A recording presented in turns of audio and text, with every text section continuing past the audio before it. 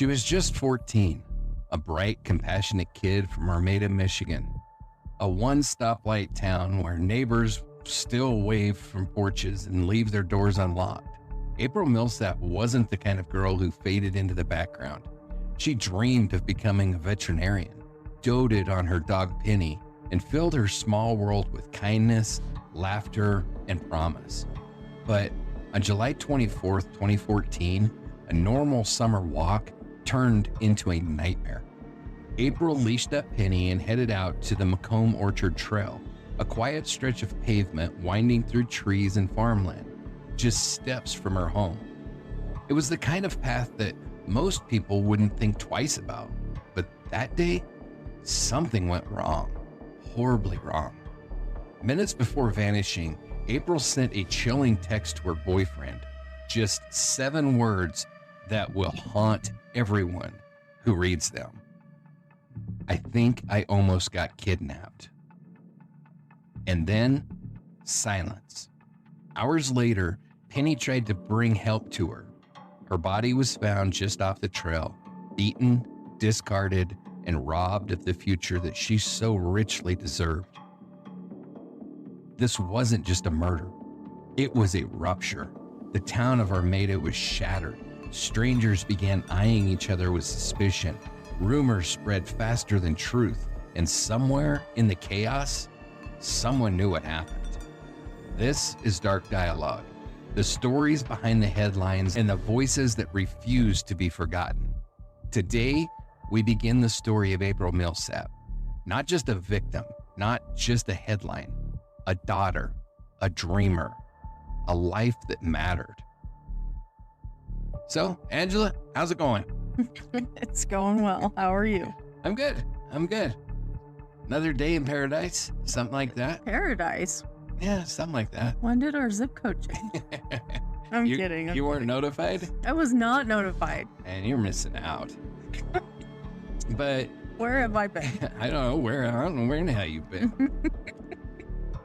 But, when 14-year-old April Millsap leashed up her dog and walked into the woods that July afternoon, she didn't know that she was walking into the hands of a predator. She didn't know that her final text would spark panic or that her hometown would never feel safe again. She just wanted to go for a walk, have a moment of peace, and instead, she vanished. It's one of those cases that knocks the wind out of you. A girl just walking her dog in broad daylight in a community where danger wasn't supposed to exist. And then a single text. I think I almost got kidnapped. And she's gone. Yeah, and this is another one of those, this was a tough one for me. It's a tough one to research. This one. It's going to be a tough one to talk about. This is a tough one. There's my trigger warning. Okay. I mean, it's just tough. But listeners, welcome back to Dark Dialogue, the podcast where we unravel the shadows of the human mind and dive deep into the mysteries that haunt small towns and big cities alike. I'm your host, John. And I'm Angela, and together we'll shine a light on the stories that keep us up at night, unsolved disappearances, lives stolen too soon, and the questions that refuse to be buried. In this episode, we begin our journey into the case of April Millsap, a young girl with a bright future, a big heart, and a tragic ending. We'll look at who she was, what happened that day on the trail, and how her final moments sent a shockwave through her community and beyond. We'll talk about the warning signs, the investigation that followed, and the ripple effect of her murder. Because April wasn't just a victim, she was a daughter, a friend, a girl with dreams of becoming a vet, and her story deserves to be told in full. If you believe cases like April's deserves more than a footnote, take a second right now to follow the show. Leave a review, give us a thumbs up, and most importantly, share this episode. Post it, tag us, talk about it. The more people who hear her name, the harder it becomes for her story to be forgotten. Your support helps us keep asking the hard questions and helps families know that their loved ones still matter. Join us on Patreon, chip in on coffee, or become part of the Dark Dialogue Collective to help fuel this work. Every share, every dollar, and every listen makes a difference. This is Dark Dialogue, and this is The Girl on the Trail. Who was April Millsap? You got to dig up some location information. I know you're excited about that. I am. All right, well, tell us where we're going this week. So we are in, and I think you pronounced it Armada. Uh-huh. So Armada, Michigan is a village in Macomb County, which I will touch more on in a bit. But the first record of land purchased in the area that became Armada Township was made by John Proctor in 1825. 23 more families had bought land in the rural area by 1832. There's that word. I know. Until that year, the area was part of Ray Township. A meeting was soon called to organize a separate township, and the vote won by 2. Only 2. Thus, Armada Township was founded. When the discussion began to choose the name for the new township, legend says that Hosea Northrup jumped up and shouted the name Armada. The name was accepted without anyone totally understanding the meaning. Oh, I love that. I do too. The village grew as residents improved on Old Native American Trail, which became a key route between Romeo and Port Huron, now Armada Ridge Road. The village was incorporated as Armada in the late 1860s. While I will mention the census records for Armada, they will be part of the overall statistics when I talk about Macomb County in a bit. 10 years after it was incorporated, the 1870 census reported 494 people. Around 2010, 4 years before this tragedy occurred, they reported an increase to 1730 people, 1730 people. And in 2020, a reduction to 1,684 people was recorded. A notable person from Armada, Michigan is John Huff, a sharpshooter who mortally wounded Confederate General J.E.B. Stuart during the Civil War. Kind of thought John would appreciate that. I like that. Thank you. Yeah. Huff, a native of Armada, shot Stuart during the Battle of Yellow Tavern in Virginia, though he himself was killed in action just 20 days later. His home in Armada still stands on East Main Street if you want to go visit it. I think I do, actually. I think you should. This town seems like a freaking cool little town. It does. And I want to go there. It does. Armada has hosted a county fair every August since 1872. That's freaking real. So you should go in August. I'll have to. Yep. However, the reason I now want to visit myself, specifically on the second Saturday in October, is the Halloween festival known as Armada-geddon. That's pretty freaking clever. It celebrates the fall fun and all things spooky. That is right up my alley. The event includes a 5K walk, run, and shamble, a street fair with craft vendors and food, games and activities for children, and in the evening, a lighted Halloween parade. So bucket list item number 8,743. I'm right on. So you'll go in August, I'll go in October. Perfect. It works. Now I'll talk a little bit about Macomb County and a few little tidbits from that county as a whole. It is part of the Detroit metropolitan area. Why did that word look so out? It looked like... I don't know why. It looked like it was wrong to me. Do you ever have that? You look at a word and it's like, that's just wrong. It is part of the Detroit metropolitan area, bordering Detroit to the north and containing many of its northern suburbs. Was formally organized on January 15th, 1818 as the third county in the Michigan Territory. The county was named in honor of Detroit-born Alexander Macomb Jr., highly decorated veteran of war in 1812 and hero of the Battle of Plattsburgh. He was made commanding general of the U.S. Army in 1828. A lot of Army stuff for you. Yeah, I'm loving it. Yeah. I mean, this that hangs above me is an original flag from the War of 1812. I knew it was very important to you. Yeah, that flag flew. And you know what's really unique about that particular flag? Well, it has 13 stars and 13 stripes. Right? Yeah. And I was counting really fast. And if you couldn't tell. It is the flag that the Star Spangled Banner was written about. It only flew for like 3 Nice. years, I think.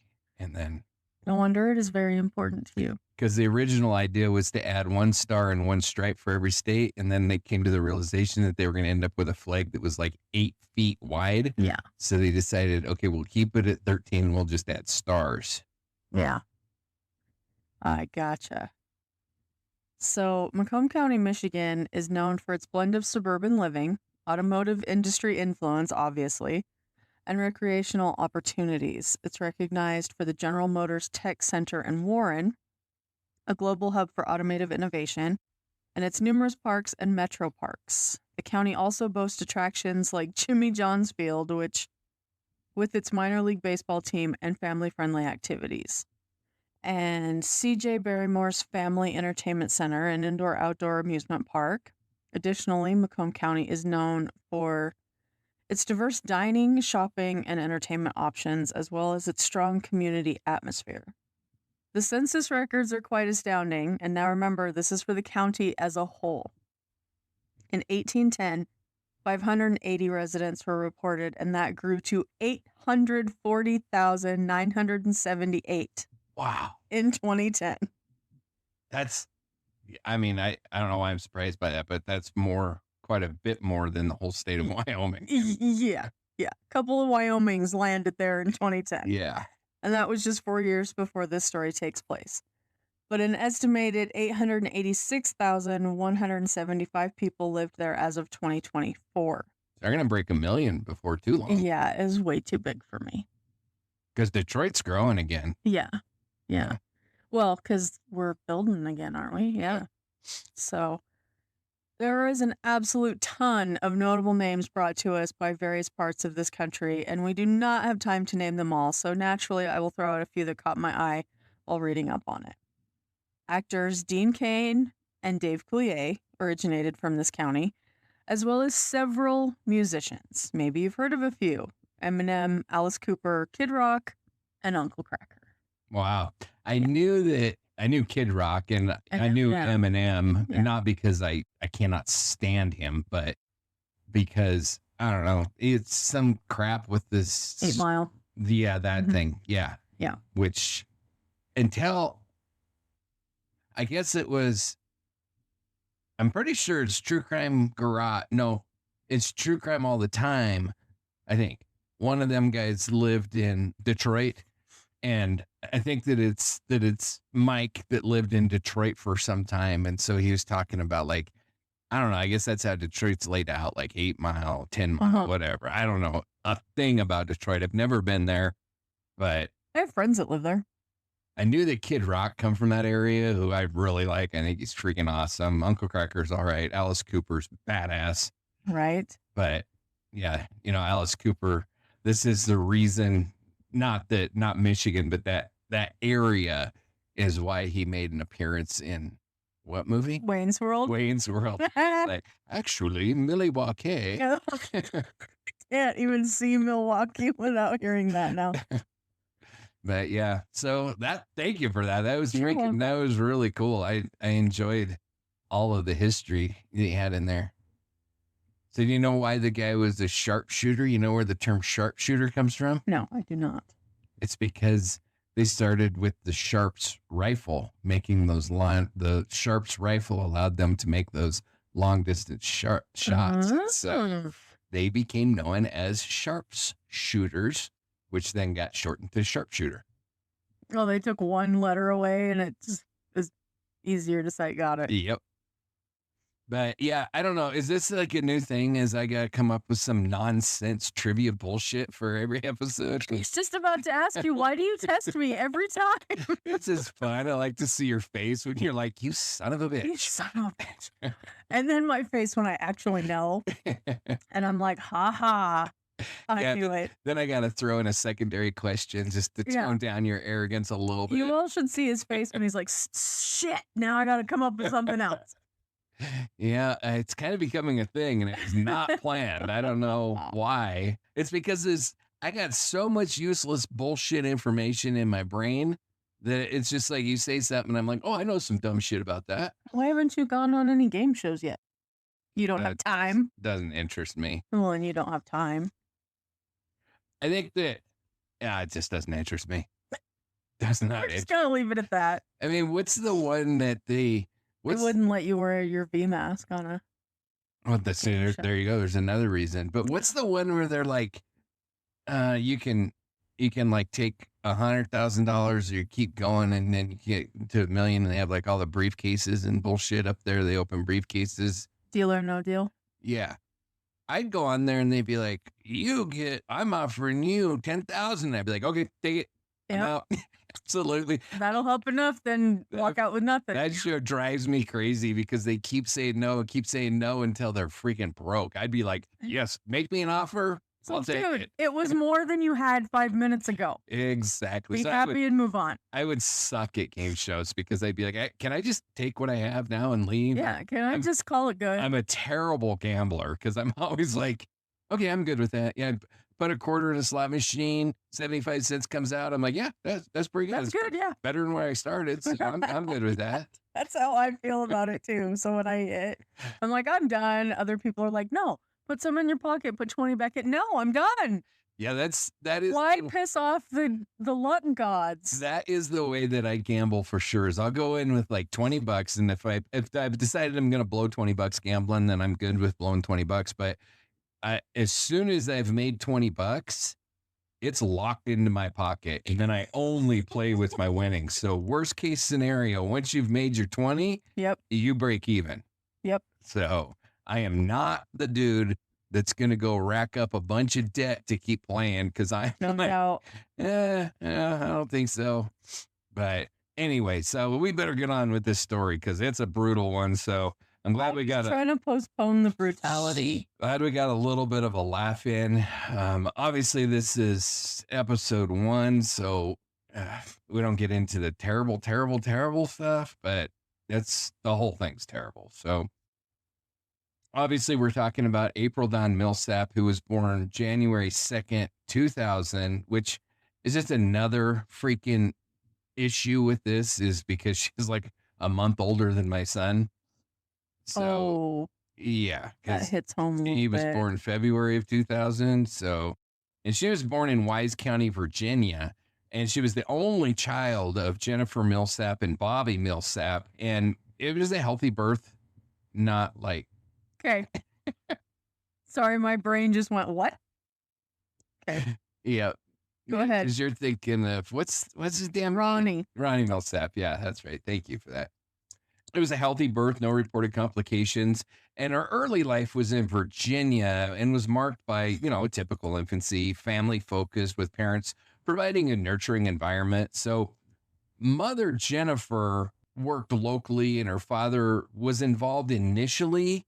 And the family was described as close during April's early years with no specific stories or milestones talked about at all, but portrayed as a happy early childhood.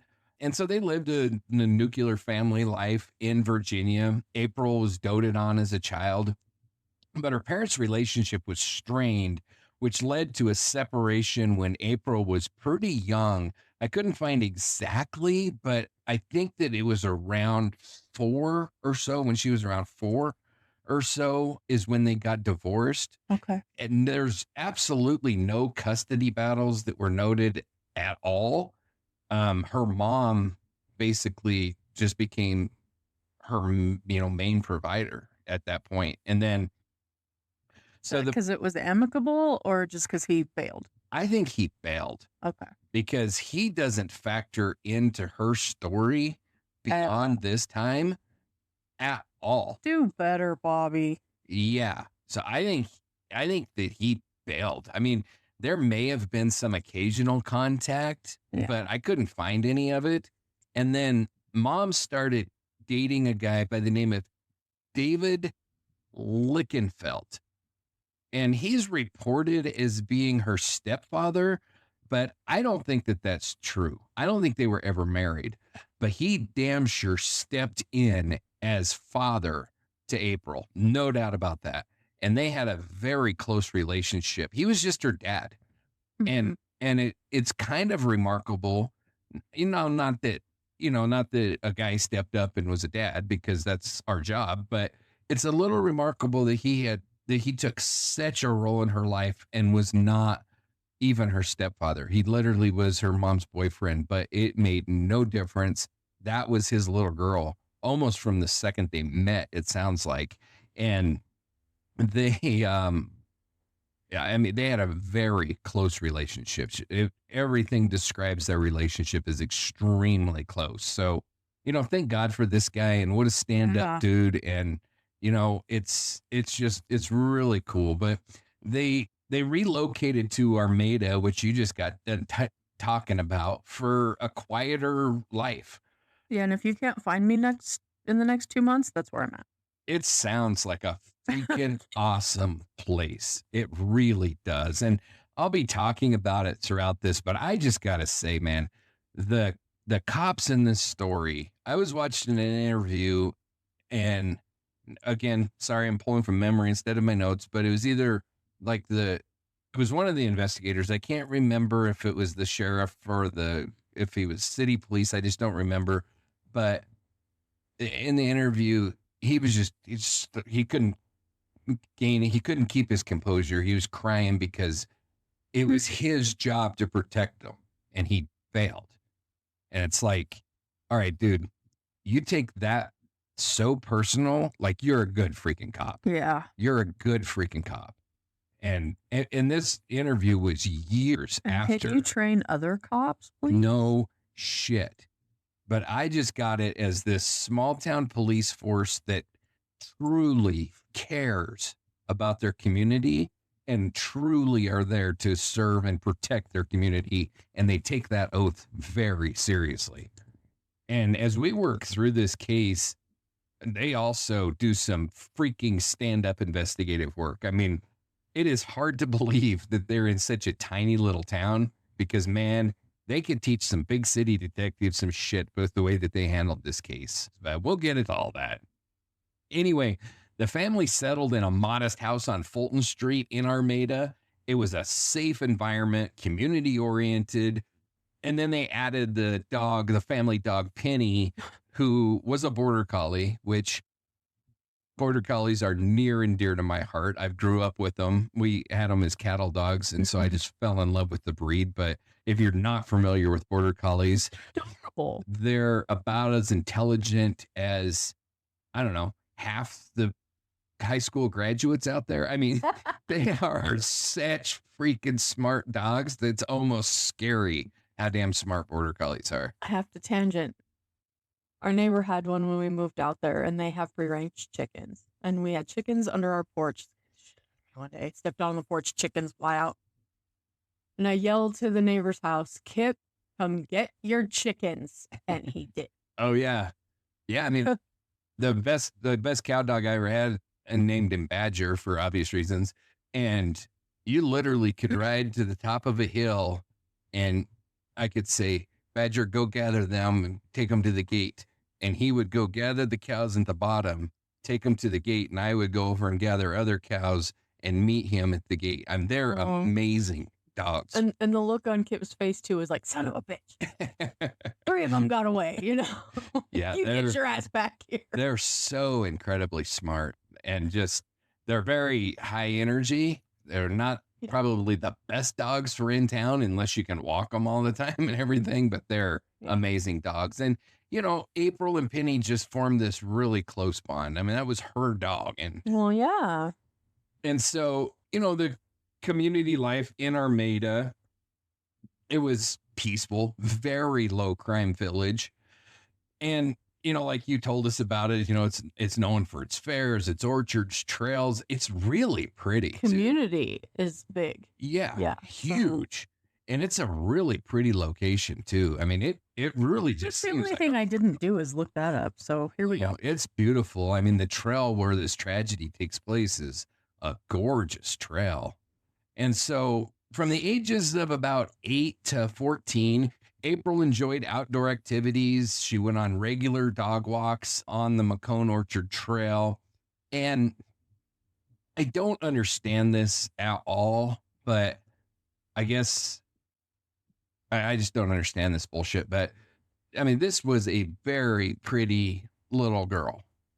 But for whatever reason, she developed like this body image issue where she thought she was I mean, she's a tiny little thing. I don't know if you saw pictures of her or not, No, not yet. but she's a little bitty thing. But anyway, she thought that she was fat. It's society, and it does that to all of us. And so she got this fitness tracker app. I'm pretty sure it was MyFitnessPal, if you're familiar with that one. Mm-hmm.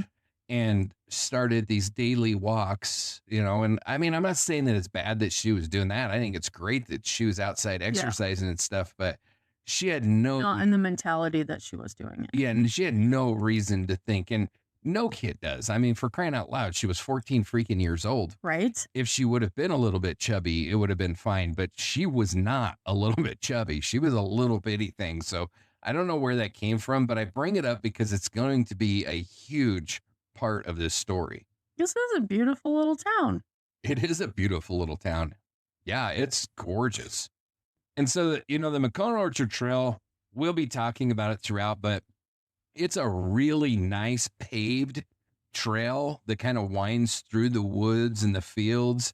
And so she would take her dog Penny walking on that every day. My goodness, she was gorgeous. Oh, yeah, she's a beautiful little girl. Yeah. And she would take her dog walking on that trail every day, and I mean, it's the kind of trail that I could spend hours on. It's just beautiful. And then, she helped with household chores. Family dinners were common. And then, growing up in Armada, she would have participated in the fairs and all the festivities that you talked about when you were telling us about it. She made friends easily through school, and she was known for her outgoing nature. She participated in community events, and there's really no reported troubles or anything. The only thing I could find was that body shaming thing, which honestly, a lot of teenage girls go through. Not just teenage girls, a lot of teenagers go through that whole thing anyway. But you can judge by a picture too. She looks very sweet. She really does. Very, very sweet. Yeah, she really looks like just a really pretty sweet little girl. I mean, yeah. And she loved animals deeply. She fed strays. She cared for Penny. They were best friends, and she wanted to be a vet, so she really loved animals. She enjoyed reading, music, texting with friends, and she was tech savvy. And like I said, she got the MyFitnessPal app, and she had her cell phone, and she was growing up at that time where, like now, every kid has a cell phone, you know what I mean? So, she was on it a lot. And this was also, I don't know, I think it's maybe slowed down a little bit, but this was like social media at its prime, where you're posting everything. Every meal. Just tied my shoes. I just stood up. I never understood that shit, but that's the time period that we're talking about. So, oh, you just made me quote Easy A in my head. I don't know what that means. Teacher says, "What is it with you kids and posting absolutely every thought?" Like, I can't remember the kid's name, but he's like, "Just got to the gas station and bought a Coke Zero." So freaking true, man. And then she had creative outlets like drawing animals. She participated in church activities. She was strong with her family. And, she had a good relationship with her mom, but she was kind of going into those teenage years a little bit, and so they were having normal. There was no like big blow up fights. She wasn't rebellious, nothing like that. They were typical mom daughter teenage things. Yeah. But she did keep a very strong bond with her mom's boyfriend. I mean, they were like best buddies, and he had come into her life when I think she was 6. And so now she's 14. So he is her dad. Yeah. Because like I said before, I don't think her dad had anything to do with, or very little at the very least. He was still in Virginia, I'm sure. And so, they were a long ways away, but she attended elementary school in Armada after their move, and she excelled academically. She was described as smart. She was an eager learner, no learning disabilities or anything like that.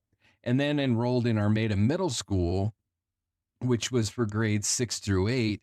And so she graduated 8th grade during the spring of 2014 and was set to enter Armada High School that fall.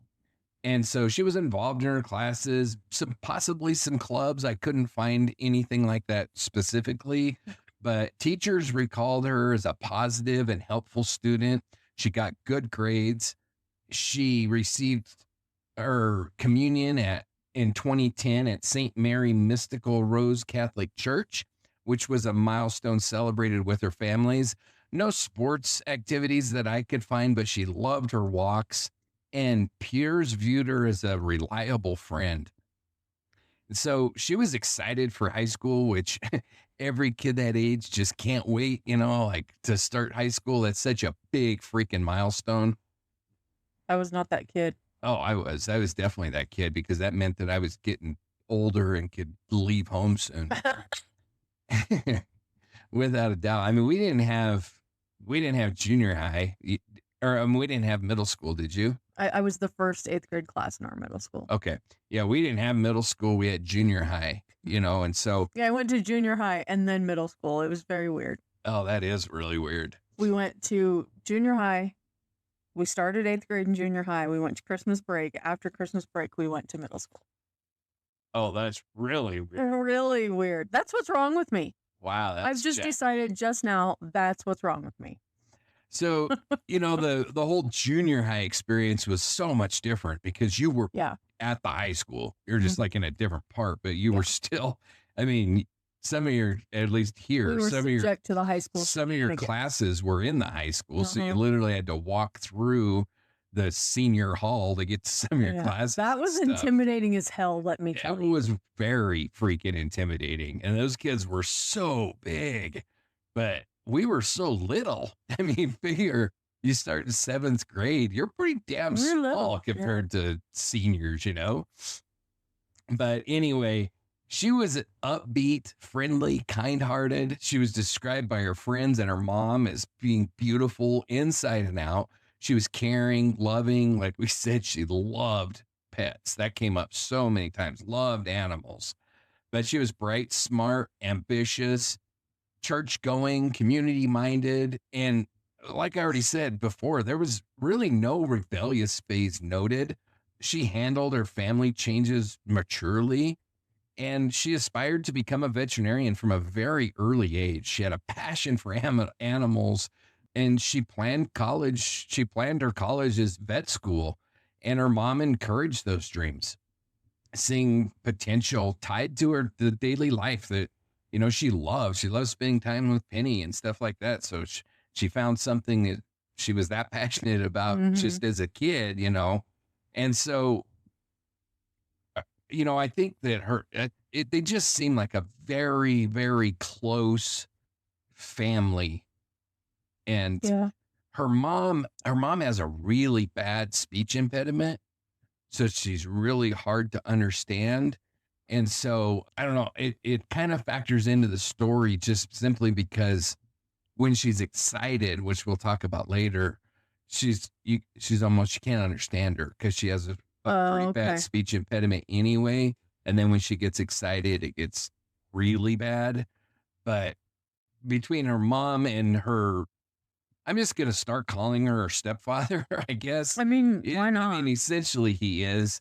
And because he was in her life from a very early age, and he helped her with her homework. He attended all of her school events. They shared households, he's described as being extremely attentive, providing stability, absolutely no conflicts reported, quite the opposite. They had a very close relationship. And so it's noted that she was really growing up just surrounded by love. Her mom adored her. David adored her. And so, I mean, it's the best possible situation for a child to grow up in, and the worst possible scenario for a tragedy like this to happen. And I'm not saying that any scenario is good, right. I'm not saying like any parent is happy when their kids die, but there are those parents out there that really don't pay any attention to their kids and don't really even, factor into their lives much at all. Yeah. But when you're Like Bobby. right, but like when you're best friends with your kids and stuff, I mean, it just makes it so much worse. Yeah. So summer, she was enjoying her summer in 2014. I mean, as any kid is doing, they're enjoying their time off from school. Yeah. She just graduated middle school. She was excited for high school, and she kept her routine, which one of her big daily routines was the evening walks with Penny. And, she would text her mom and text her boyfriend pretty regularly on those trips. And I mean, there was just no indication that anything bad was coming at all. And then on July 24th of 2014, it was a hot Thursday. And, she was a freaking teenager. So she slept till about noon or so. I mean, she's a teenager on summer break. So, Yep. she slept till about noon. And yeah. And, this case coming so soon after the Heather Dawn Church case, it's kind of the same situation with April as it was with Heather when I say, okay, yes, teenager, but kind of just, like 13, 14, you're kind of into that teenagery thing, but not really. You're still a little kid, And so April was very much that. She was maturing and moving into, that teenage period. Mhm. But at 14, you're really not there yet, And so, but that Thursday was hot. So she left home after getting out of bed and getting going and everything. She left home around 6 to 6:30 to take her dog Penny for a walk. And her and her boyfriend were teenagers. And I don't even know if I need to explain any more than that because it pretty well covers everything. But, it was, they were teenagers in a relationship and acting like teenagers. And so at this particular moment, they were having a fight about something. And it doesn't even matter what it was about. It doesn't factor in, but they were having a fight. And so she texted him at 6:28 and said, I think I almost got kidnapped. I think I'll have to look and make sure, but I'm pretty sure that it was like, OMG, I think I almost got kidnapped. And then they were having a little spat. And so I just can see it. I can see it happening. Yeah. Like he was like, I'm not even going to look at the I don't even care what she's saying. Yeah. So he didn't respond back to her for quite some time. And so when she left the house that day, she was dressed casually. I think she had on jeans, a tank top, and then just, sneakers. And she carried her cell phone with her, all kids then did all the time. Yes. But she really wanted it because she was tracking her miles, her step counts, So it really factors in big to this case. That's why you keep coming back to it. So when she left the house, she started it. And I don't know, have you used MyFitnessPal? No, but I have used similar. Yeah, so I've used this particular one a lot. I really like the app. But, like so many of those, you like start your run and then you stick it in your pocket, whatever. It counts your steps, your miles and all that. So she did that when she left. She started her run or, her walk or whatever. And then Jennifer, her mom, saw her leave the house. And, there was absolutely nothing to be concerned about. And she entered the trail near Depot Street, and the path was about 1 to 2 miles from home. And there are wooded sections. I mean, it's a beautiful trail, and it kind of winds through the woods. And I think there's kind of goes past a lake on one side, and it goes up through the trees, and it's really a very pretty trail. But, one of the bad parts about it, and this case really reminds me a lot of the Delphi murders case because the trails are real similar type of trails, Okay. the Monon High Bridge Trail in the Delphi case, it's a similar trail that winds through the trees, and all the kids go and walk this trail. And This one seems like a very similar type situation. And then, the text message, in light of what is coming, is really freaking chilling. And it was, OMG, I think I almost got kidnapped. I think it was like OMFG. Probably. Yeah. I'm pretty sure it was, but it was sent while she was on the trail, which now, I mean, we know that it indicates some kind of weird shit was going on Yeah. that trail. Somebody's watching her. Right. I mean, it's really hard. I know the whole story, so I know what was going on, but at this point in the story, it's really hard. Like, okay, did she see somebody creepy, or what just freaking happened? There's a tiny part of me that remembers being a 14-year-old girl fighting with a boyfriend, and that could be a way just to get him to talk. Right. Yep. So, yeah, and I can remember being a 14-year-old boy in a relationship, and you're like ticked off at your girlfriend, and you're like, I don't know texting because we didn't have that. no, But we didn't. I could see myself, if I put myself in a teenager's shoes that could text, I could see myself being like, I'm not even looking because I'm a pissed off at 14-year-old you. brat and I'm not even paying attention to you right now. I could just, I mean, yes. The hand on the hip was 100% needed too, by the way. Well, yeah, absolutely. You can't act the part if you don't be the part. This is true. Don't you know anything The about part. method acting? But anyway, People out there are like, why are they only voice? Why can't we see them? I This is why. got my mask. So, it was, we don't know exactly what led to that text, but as we get into the story, I can give you my opinion of what I think happened. But between 6:30 and 8, April was ambushed on the trail and then dragged into the woods, kind of down into a drainage ditch, where she was brutally beaten. And I'll say this, it's rough to say, it's rough to picture. We're gonna have to talk about the specifics, and it's not fun, but she was stomped on the neck, in the face, and the body, which led to asphyxiation by the foot on her throat and stuff.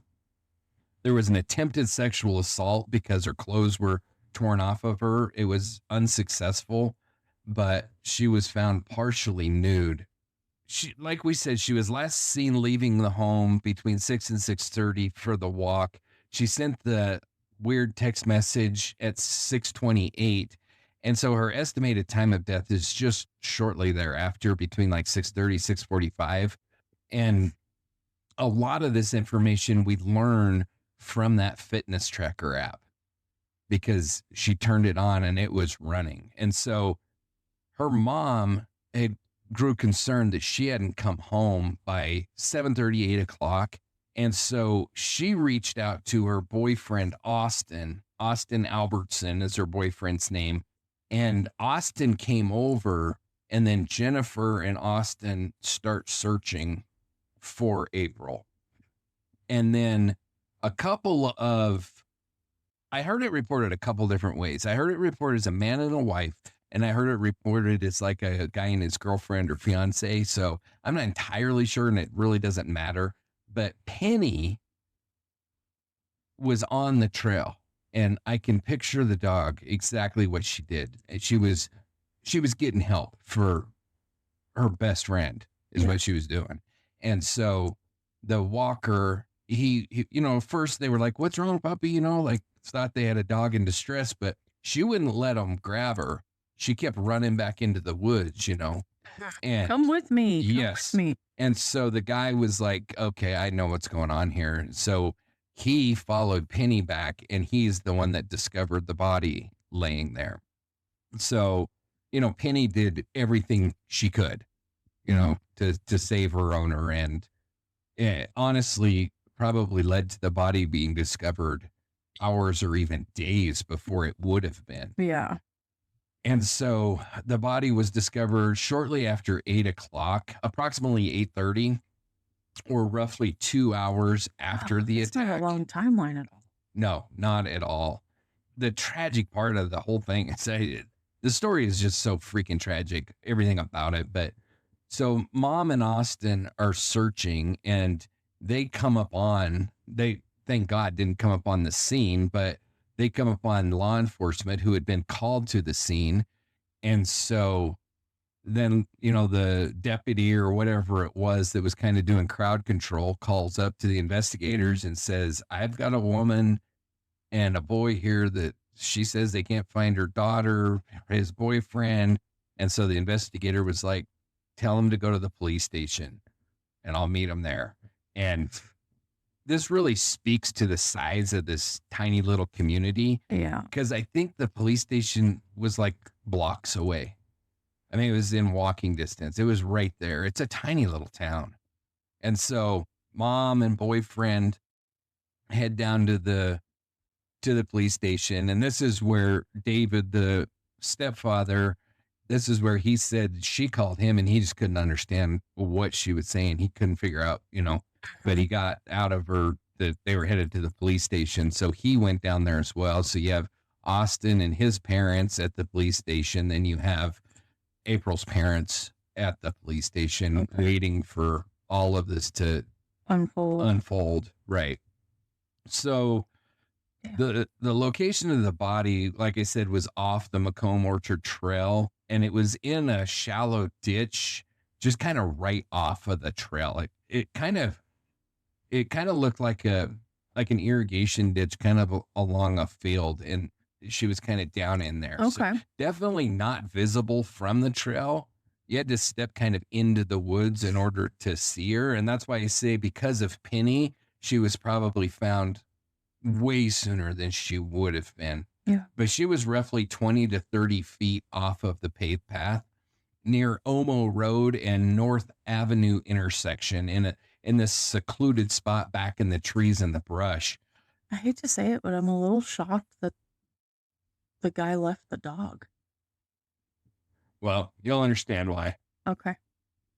So she was found about like a mile and a quarter or so from her house on Fulton Street. And so, I mean, she was in her neighborhood. She was home. Yeah. That day it was hot and humid in the 80s. And it was obviously, we're in the summertime, that time of night, dusk is approaching. There's reduced visibility, which makes investigating more difficult for sure. The two people that discovered her body, like I said, were a couple of joggers, Matthew Sadaj and his girlfriend or his wife, or I couldn't find her name.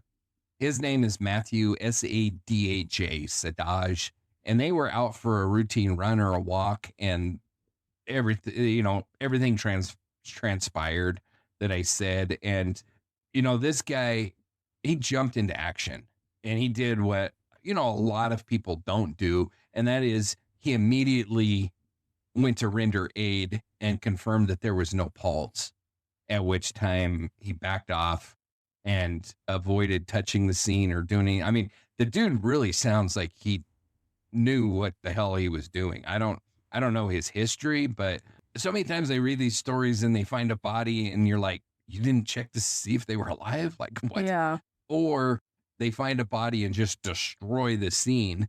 And this guy did everything perfect. Like, he confirmed that she didn't have a pulse, and then he just backed out, left everything. Only touched pulse points and got out of there. Yes. And then he called 911 and, he said, we found a body, and the 911 operator did what they always do. And he was like, no, she's dead. Like, he confirmed it. Mm. And you won't hear me in this episode say one bad thing about any of the cops in this case. They're a bunch of freaking awesome cops. So they responded to the scene immediately, like I said, and then they had to make the notification once they confirmed identity. And that happened at the police station because that's where Jennifer was sent to go, Yeah. And so The officers noted obvious signs of a struggle. She'd been dragged off the trail. At that point, they assumed sexual assault because, her clothes had been partially removed and the positioning of her body. There was no weapon found, and the scene was processed. I mean, they did everything right. They brought out the lights and everything, and they set up the shit. They didn't waste any freaking time. They dove right into investigating the scene, just like you would expect. Right. Just like You would hope. you would hope. But it's so often you hear these cases. Sometimes it's little departments, sometimes it's big, where they're like, oh well, it's too dark. We'll do it in the morning, or they make so many mistakes. We talked They about make it. flashlights, people. But these guys, no. And so, like I said, the body was found in a ditch. It had been dragged off the trail. There was drag marks evident, and she was kind of partially submerged in some mud and water that were in this little depression, this little ditch that was right there. The clothing was disrupted. There was blood from horrendous beating that she took on her face, on the ground, on trees around. It was one of the worst beatings I think I've ever heard of. The autopsy revealed 48 total injuries, primarily to her head and neck, with blunt force trauma from blows and stomping on her throat, which caused asphyxiation, to the point, and this will become important later in the case, but a very clear footprint bruised onto this poor girl's body. So, yeah, definitely defensive wounds on her hands and on her arms. Shoe impressions on her face, on her cheek, her neck, her chest, which was consistent with a size 10 to 11 boot. No other like stab wounds, gunshot wounds, or anything like that. And then obviously, so it was all manual or foot. Yeah, it was just beating. Yeah, is what it was. Yeah. So the police immediately cordoned off the area. They made about 100-yard radius and just closed it off, all for 100 yards in every direction. I mean, they just closed this thing off. They photographed the scene. They brought in videographers to document the scene before they disturbed anything.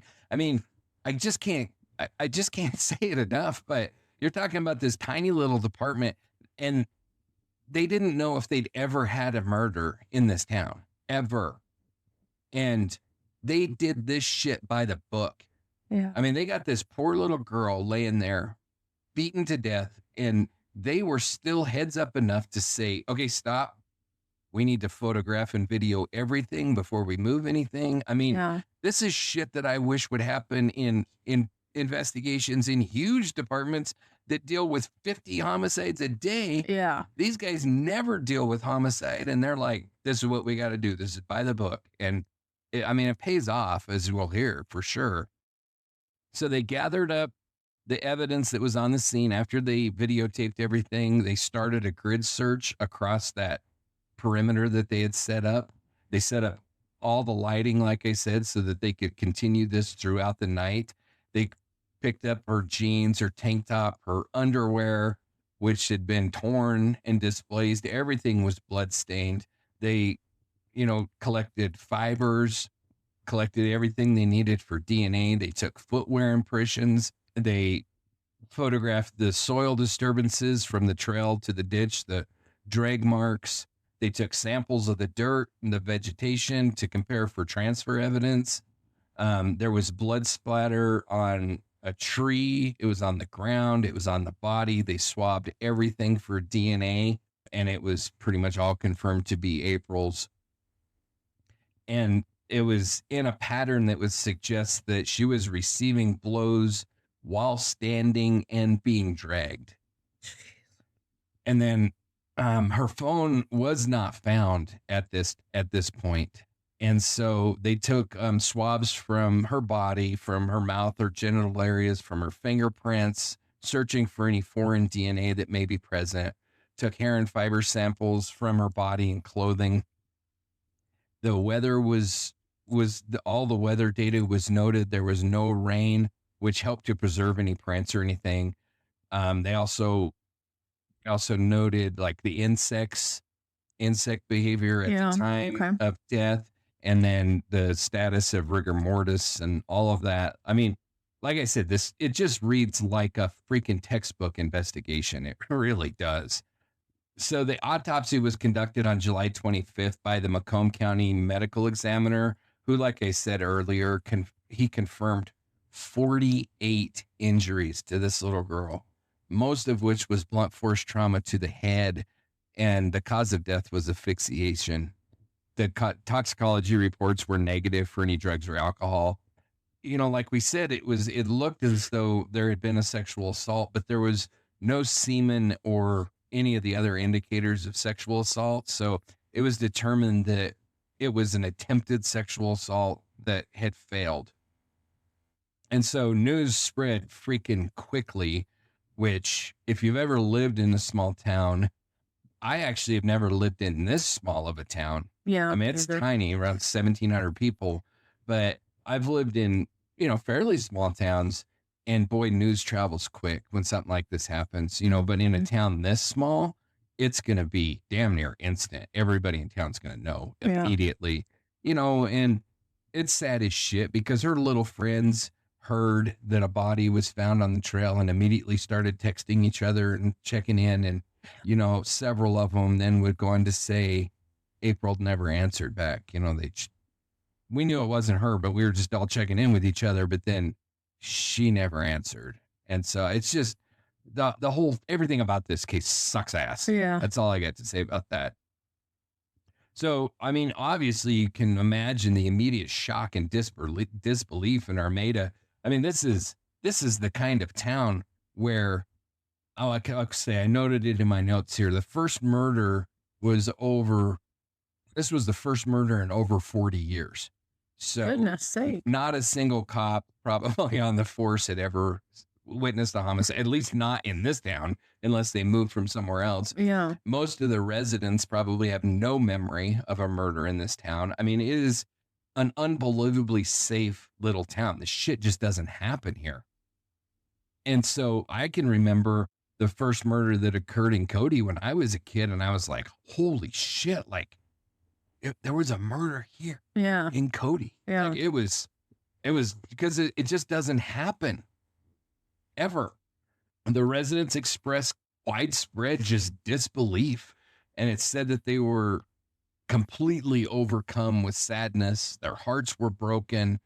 And the school superintendent, Michael Mursari, stated, quote, "Yesterday it was disbelief, and today it's reality." Neighbors and acquaintances were stunned by the brutality of this murder. I mean, it's a really bad one. And so, when you have a town like of this size, 1,700, you have a girl that's going to school, you have a girl that's involved in other activities, and a girl that is, a regular church attendance and it was involved in church activities and all that kind of stuff. When you're talking about a town of 1,700 people, probably 80 to 90% of the entire population knew this girl, knew her mother, or knew her stepfather, had ties to this family. Probably the type of town that shuts down for high school football games. Right. Yeah. Yes. Yeah. And it's the kind of situation where it literally touches every resident personally, where, you could say that in a lot of different places, but this is really that case. Yeah. Not like, oh my gosh, I remember when it happened. It is like, oh my gosh, I've got to call them because I know this person, or, like you intimately know these people that are involved in this. And so the neighbors and acquaintances were stunned, like I said, and just dumbfounded by the violence. And this is coming from a town that never has anything bad happen. So they've got to just be beside themselves.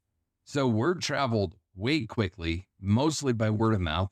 At this time, like I said, this is a time when social media was at its peak. So all kinds of stuff on social media, phone calls, by that evening, families were huddled indoors discussing the absolute unimaginable that had just happened. Yeah.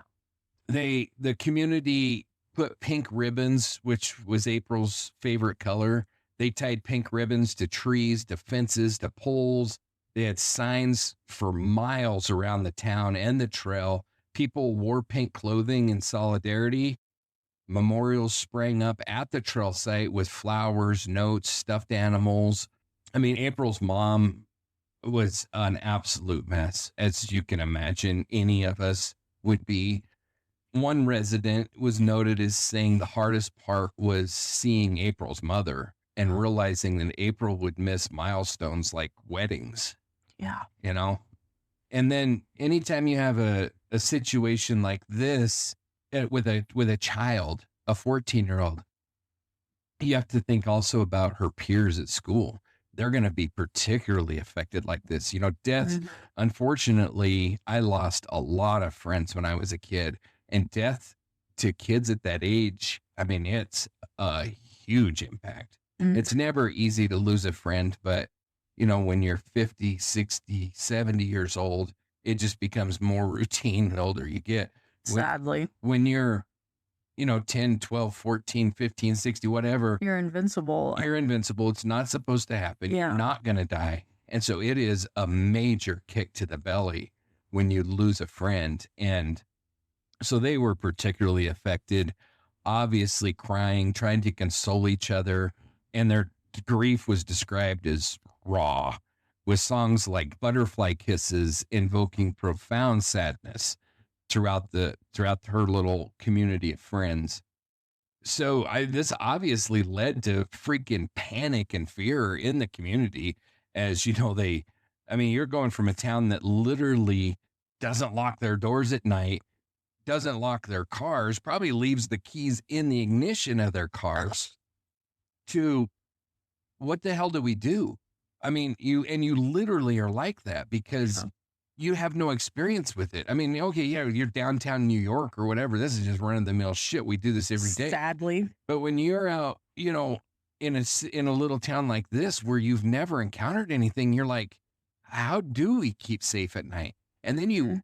overreact to the point that I mean, I can just see it. It's hot and everything, and you have a kid on the second story that opens their window, and mom comes out of a dead sleep and is in their room. You close that window and lock it right now. You know, you can just, as sad as it is, you can just see it all playing out. I can just understand with empathy what this community was going through all this, and just the absolute disbelief of what the hell just happened? Yeah. How did this just happen?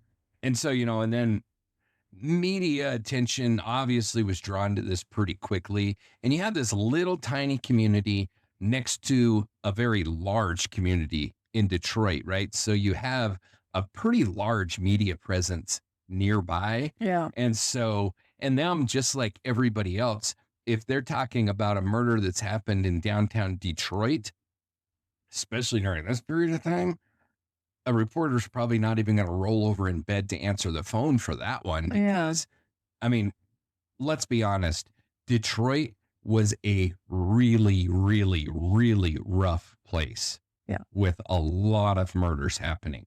So, and the only reason I bring that up is just to kind of set the scene of the dynamic between the two different places. You have Detroit, where it's like, oh, there's another murder that really sucks, but not a big surprise, to just a few miles away. And it's like, oh my God, what?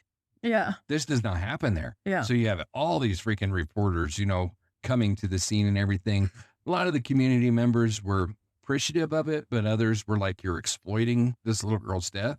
And I can understand both sides of the Yeah. argument. You know, Yeah. I really can. I do know that as much as I talk about, you know, wanting to give voices to the voices, get these stories out, that kind of stuff, I do think a lot of initial media coverage is very exploitative, Mhm. and they're just going for views, and they don't really give a shit about the Yeah. case itself, you know? Yeah. And so, you know, as we work through this case, we'll dive into a lot of that. Unfortunately, we're gonna have to dive into like the autopsy examination and the bad shit that happened. I mean, I think I've set the scene pretty well as far as, you know, it's brutal. This is the reason that this is such a tough case to cover, because I'm not saying that a case where a girl her age is murdered isn't tough, because I have a struggle with kids in general, you Yeah. know that. Yeah. But this one is just so brutal, like unimaginably brutal. 48. And beatings. How is she even big enough for 48 different? Yeah, I know. And it's not like 48 stab wounds, 48 gunshots. It's like 48 blows. So, I mean, it's just a really, really tough one.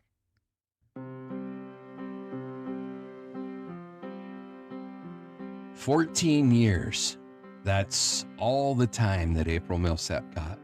14 years to laugh, to grow, to dream, saving animals and helping others, to walk the trail behind her house with her dog Penny, to text her mom silly things and make goofy faces on Instagram.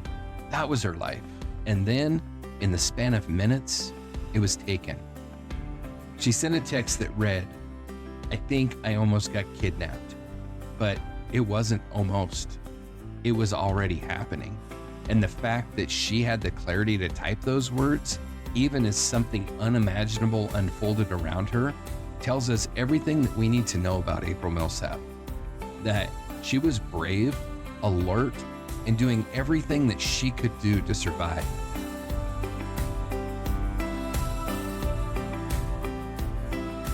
When Penny led the people to discover her, it wasn't just a moment of heartbreak, it was a signal. What followed was an outpouring, a town flooded with fear, volunteers combing the woods, candlelight vigils, national headlines, and behind it all, a family shattered, a community violated, a killer still out there for now. April wasn't looking for trouble that day. She didn't go into the woods to meet anyone. She didn't take risks. She did what any of us might do. She took a walk, and someone decided that made her vulnerable. That decision, that act, that evil, it changed everything. But April is more than her murder. She's not defined by what was done to her, but by who she was. A fierce little girl in a quiet Michigan town. A girl who loved her dog. A girl who was deeply loved. A life that mattered. Next time, we'll dive deeper into the investigation that followed, the suspects, the surveillance footage, the strange motorcycle sighting, and the man who finally landed in custody. But the question will remain, was it justice? Or just a convenient end to a horrifying story? Until then, say her name, remember her smile, and don't ever forget that even the most ordinary walks can end in tragedy when someone with dark intent is lying in wait. Before the headlines, before the investigators, before the questions and the horror in the courtroom, there was a little girl, just a girl. April Millsap wasn't some cautionary tale or cold case file. She was a person, a daughter, a friend, a kid who loved animals, laughed loudly, and left behind a trail of hearts that still haven't healed. She lived in Armada, Michigan, a town where life moves slow, where people knew each other's dogs by name, and where danger felt like a distant rumor. April fit perfectly in that setting. She wasn't just kind, she was vibrant. She had this energy that people noticed. Not loud or showy, but present, real. The kind that draws people to you without you ever trying. She loved her dog Penny more than most people love anything. Penny was her shadow, her confidant, her best friend on four legs. It's hard to talk about April without talking about Penny because that was their bond. Unshakable, pure. She wanted to be a veterinarian. She didn't just say it like a passing idea, she really meant it. She had the heart for it, the drive, the patience, the soul. Ask anyone who knew her. She had a way of understanding animals that felt almost intuitive. The kind of kid that you could picture one day opening her own little clinic, and hugging every patient that walked in. She was silly too, goofy in the best way. Selfies with scrunched noses, inside jokes with her mom, and a laugh that made other people laugh even when they didn't know why. She wasn't perfect, no one is, but she was good. And that should have been enough to keep her safe. April Millsap had dreams, plans, and years ahead of her. She had homecoming dances in her future, college, career, maybe kids of her own someday. But all of that was taken, not lost, taken. And while we will explore the how and the who in the episodes ahead, we will never forget the why we're telling this story. Because April deserves more than to be remembered for her final walk. She deserves to be remembered for her first steps, for the way that she loved, for the way that she lived. This is the beginning of her tribute, and we'll keep building it piece by piece until the world remembers not just how she died, but who she was.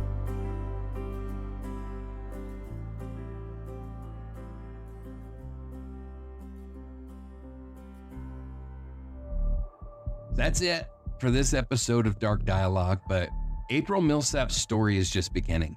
What happened on that trail didn't end with the discovery of her body. It launched an investigation, a community-wide panic, and a search for justice that would test the very foundation of a small Michigan town. In the next episode, we'll dig into the timeline of July 24th, 2014. April's last known movements, the text that chilled everyone to the bone, and the frantic hours that followed. Until then, help us keep April's name alive.